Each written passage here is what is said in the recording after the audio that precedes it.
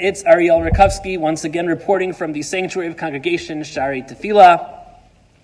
This coming Thursday, a week from today, is the 26th yahrzeit of the Lubavitcher Rebbe, Reb Menachem Mendel Schneerson of blessed memory. And in honor of that, I wanted to share with you an important and quick insight of the Rebbe into this week's Parsha. We know the central narrative of this week's Parsha is the Chet HaMeraglim, the sin of the spies. You know the story. Moshe Rabbeinu sends spies, a representative from each tribe, into the land of Israel to determine what challenges they would encounter, what difficulties they need to be aware of, what are the positives, what are the areas of strength that they could be mindful of when they entered the land of Israel. And of course the spies come back, they give a negative report, the herd mentality kicks in and everybody completely goes crazy, everyone is crying, they completely lose any sense of perspective, and Yoshua and Kalev are the only dissenters who are able to assert their view, the correct view, that the land of Israel was indeed a wonderful, wonderful place.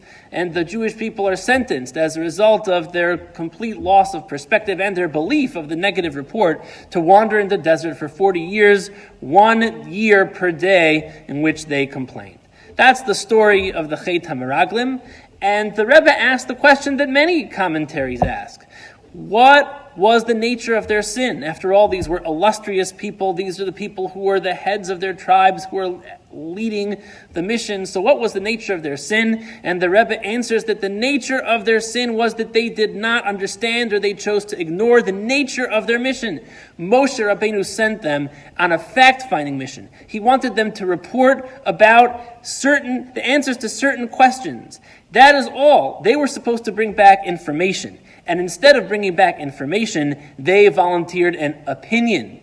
They weren't asked whether they thought that they could succeed. Hashem sent them on a mission and He told them they were going into the land of Israel and therefore they would succeed. All they were supposed to do was tell how they would succeed. What are the facts that they needed to do to be mindful of in order that their mission be a successful one. And instead, they chose to add their own 2 cents, to venture their own opinions, and this was not what they were asked to do.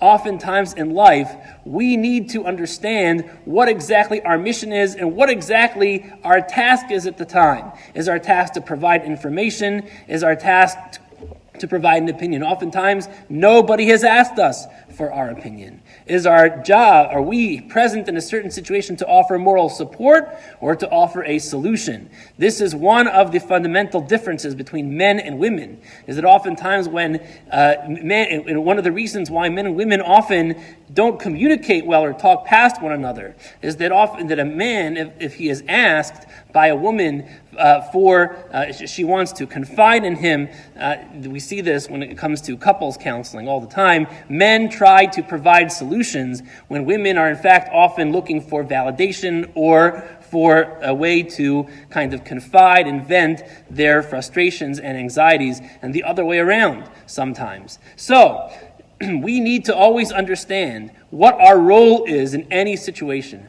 What are we being brought in to do? What is our tafkid? What is our place? What is our role at any given time? If we are able to understand this, whether it is our opinion that is being sought, or our advice, or simply our moral support, whatever it is, our role and our challenge is to always do the right thing at the right time for the right reason. Thank you so much, and have a wonderful Shabbat.